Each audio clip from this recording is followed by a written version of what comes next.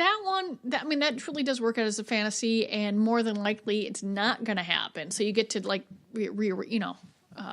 put it out there. Yeah. But honestly, this sounds like an enormous amount of penthouse letters. Things that the things that people think you're supposed to like, because none of these sound particularly practical at all. Right. And I'm like, right. Mm-hmm. I'm surprised that the pool or bathtub or something wasn't in there, because there's another one there too where it always, sounds better than it actually is, unless everything is exactly right size tub or right amount of water. people fit together well. All For sure. that sort of stuff. For sure. There's a lot more work involved in that than you would think. I just gave a mention to this article because it's nothing that we haven't discussed a lot here, but the fact that it's still popping up in the news internationally made it worth a mention here on the show. Oral sex news, STDs are up because condom use is down. And yet another story explaining that, you can get those communicable sexually transmitted diseases through oral sex as well. And the fact that they have to say it out loud and print it right now is a little sad to me. But there it is. Yeah, we'll just make sure that everything is all covered. You just need to know, unless you've been tested. Right. I mean, it's fascinating, but most information swings on a pendulum. Everyone gets inundated with it. Everybody thinks you know it, and then you don't do it anymore, and then people forget. We have a very short attention span, I think, as humans, which is not a good thing. No. Definitely not. At all. Have you heard about the Pompadour? Huh? The Pompadour? Okay. No. This is for real. I checked it. I double checked the source because I'm like, no way. Okay, so the United States wasn't the only place that had some spirited elections recently. Mm-hmm. Over in Italy, there was a referendum, and I tried to find out exactly what it was about. And I couldn't determine it, but this Italian model promised to perform a sex act on 19.4 million voters who voted no on this referendum. She made that promise before the election. The no's won, and so she said, "Did you hear about this? Her name is Paola Saulino." Okay, and she's beautiful. I saw like a headline somewhere, this or that, and I think I clicked on one of those on my phone where it kept not going to the page. 47,000 ads came up and all that. Yeah. I just didn't have that much energy to look for it. Okay. No. Well, so Pompa, by the way, in Italian means pump. So figure out what sex act. Okay. Mm-hmm. So, she's 27 years old and she's already done 400 people. And she says she's very tired right now. She has no problems. She doesn't end up with any TMJ. Well, it sounds more like hand jobs here. Okay. She says that she makes carpal tunnel at that point. That's what. So far, so good. She's taken a little bit of break, but she's trying to get to at least 1 million, and she determines herself whether or not they use a condom. It's her choice, but she's actually doing this. She's actually out there doing this, and there's pictures of her, and it's real. Has she calculated how long it's going to take her? Not clear. But she definitely says that she wants to try to hit that million mark because she now realizes that 19.4 million is probably going to take the rest of her damn life. 1 million is going to take the rest of her life. Well, yeah, right, because she's only at 400. Ooh. Yeah. Ooh. I that's, gratitude's one thing, but give me a break. I'm just saying. That's, I think this is the first time that anyone's actually followed through on something like that, though. I mean, that's worth it for the story itself. I thought so. Actually doing it. I thought so. Yet another how to keep it hot story for the 40+ crowd. All I did was grab a couple of them because they're all whatever. But number 1, be confident. 2, communicate. The 3 that stood out to me was number 3, flirt with each other. I think that's kind of cool. Oh, yeah. Number 5, experiment. Yeah, we're all about that here. Oh, and number 2 is communicate. That's a given. Number 6 was try new toys. Oh, I love that one. I have to wholeheartedly approve of that one. Yeah. Well, and you'll also like number 8. treat each other with things like lingerie and other gifts. So I knew you could get behind those. Oh, I love that. Yeah. My mortgage loves that. Yeah. My So do grocery your- bill loves that. And your employees. My employees, everybody loves that. Yeah, for sure. For sure. Like I said, and they've been working their butts off. So I am very excited. Actually, one of the Liz broke her wrist, so I've been working on a lot of lingerie these past few weeks. And oh my God, she has a great eye. The stuff we got in is beautiful. The menswear, I'm like, some of the menswear we got in is so soft. I'm like, oh, why isn't women's? And then I get the other stuff. And then one of the items was just like this body cover. It had lots of straps. And I'm like, oh, no, now I don't remember why I don't do this anymore. I'm trying to figure out how to get it on the hanger. And I was just giggling at myself. But it didn't take me long. But it's just gorgeous pieces. And the technology for fabrics has really changed, because the laces used to be scratchy and now they are so soft. And the menswear, everything was like, oh, this is soft. This is soft. This is soft. So they have managed to come up with lace that's not abrasive, huh? Yeah, it's just beautiful. And I'm looking at some of the stuff from Male Power, and there was this gorgeous men's thongs and some jocks and some different shorts with cut out back, and it was like triple stitching on the waistband and a whole bunch of other stuff. I'm like, this is really well made, and it's not really expensive, because there's some high end men's lines out there that aren't made as well as this stuff. And I'm like, and I got to see it, because I just don't see all of the stuff all the time anymore. Mm-hmm. And I'm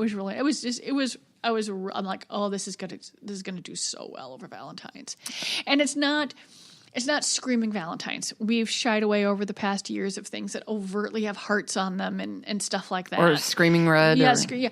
I mean, there's red sells more at Christmas, and pink and purple and stuff like that. But there were some beautiful blues that came in, and a gorgeous purple outfit. And she orders things when she can, all the way from small up to like 3X. And it was just gorgeous things. And then some body stockings came in, and a couple, and I'm just like, how do you choose? She goes, oh God, it sucks, because there's so many beautiful things. Yeah. And I was just really excited about what came in. And like I said, I got to see it. So, and a big chunk of it I got to hang this year too. Yeah. Oh, I worked my share of retail in high school and college and stuff. And one thing, it never ceased to amaze me how rotten people were with regard to clothing, how they just leave it. And it's almost like they had to make an effort to leave as big of a mess in a dressing room, and as a result, as I still hang everything meticulously when I try on clothes in the store, but lingerie, I think that would be a foray into hell. Mm-hmm. I had a choice when I was 19. I was looking for a job that was outside of the restaurant industry, and got a job at Donaldson's. And there was a choice of menswear, which I know nothing about, teen clothing, or a China department. I took the China department. Right. Folding stuff is hard. I absolutely did not want to deal with the fitting rooms. Yeah. They were just a pain in the ass. Yeah, especially. No, I can't shop at Target with. If I see something they're gone, I pick it up, put it on the rack. I do too. I cannot. If shit's left in the dressing room, because I don't think they take numbers anymore. I bring it all out and say this was still in there. I can't. It drives me insane. I know. And I can't leave that kind of a mess behind, because I know I was that guy that used to have to go clean it up. Mm-hmm. And that's kind of interesting. Weird. OkCupid. I'm not hearing as much about it as for a while. It was kind of really out there, but it's still definitely a valid thing. And apparently they've determined a link between success as defined on OkCupid, which is deactivating your account because you met someone, is being linked to political leanings in this particular app. And they're saying that that liberal women are killing it on OkCupid. And it's kind of an interesting thing. They said that the people that say that they support same-sex marriage, they say women that say that are 85% more likely to find love. A stated obligation to help one's fellow human beings is also that 72% chance of success. So compassion is making people popular, apparently. And they said caring about the equality of fellow humans is the most distinguishing quality of women who have found their match on our app. And that was from their communications director. Okay, that's just really, really positive and heartwarming, and makes me, very happy about the future that someone's actually looking for that. But it obviously shows that someone is a warm, caring human being. So if they're going to be caring towards others that are not like them, they're going to be caring towards folks that are like, going through there. That I think that does bode well for the future. Yeah, I thought so kind of too. Yeah, I'm actually surprised something new hasn't shown up because, really the last big splash I know of, because I don't pay attention to stuff like this, was Tinder. You had like eHarmony and Match.com and something else with the word match in it and OkCupid and the Tinder. But I haven't, like the next big dating thing I haven't seen. It's like they've just sort of all, everyone's sort of found their little niche and it's there. Even, and one that's heavily advertising right now is Our Time, which is the one for people over 50. You see ads for that all the time. But, this does throw a question out there, especially in a time like we're in right now with so much, just rancor in society.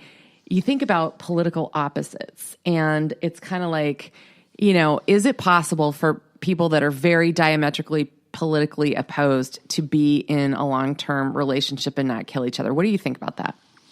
I think in the past, I think it's going to become less and less likely because you're not talking about differing economic theories now. You're talking about differing about people's civil rights.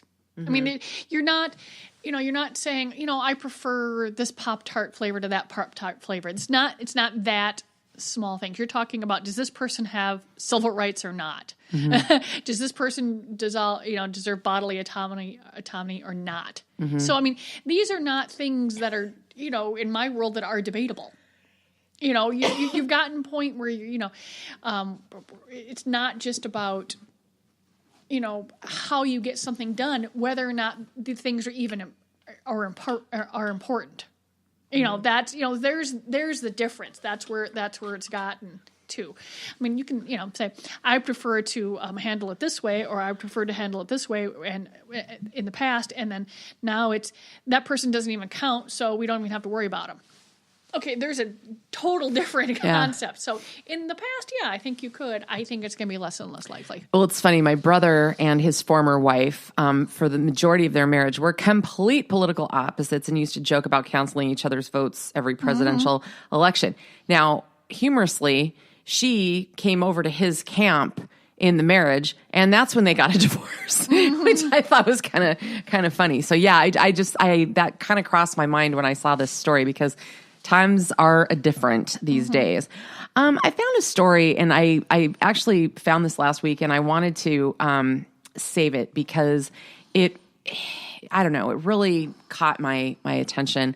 There's a gal, and I think it's Britain. It's either Britain or Australia, and she's a plus-size blogger, and who has faced criticism for glorifying obesity. Now, allow me to explain.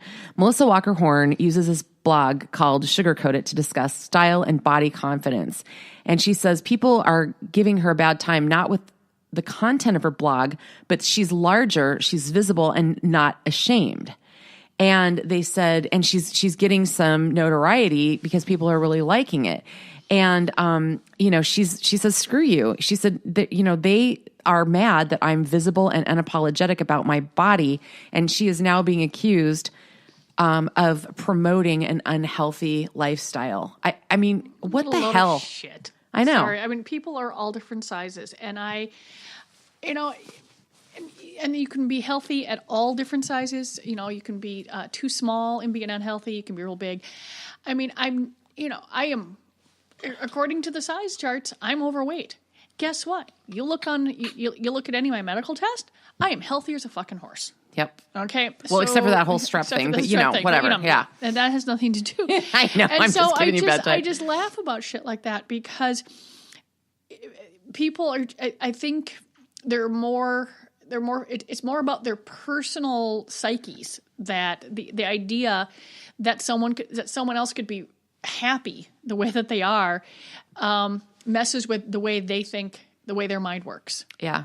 And that happens, in anything. If someone's proud of themselves, it makes them rethink everything they've been taught. Yeah. And and people just, they hate to think. Yeah. They really, really do. Well, I love a couple of her quotes. She says, my aim is to encourage all women and men, if they're interested, to live full, happy, exciting lives starting now, not 10 years from now and not 10 kilograms from now or pounds.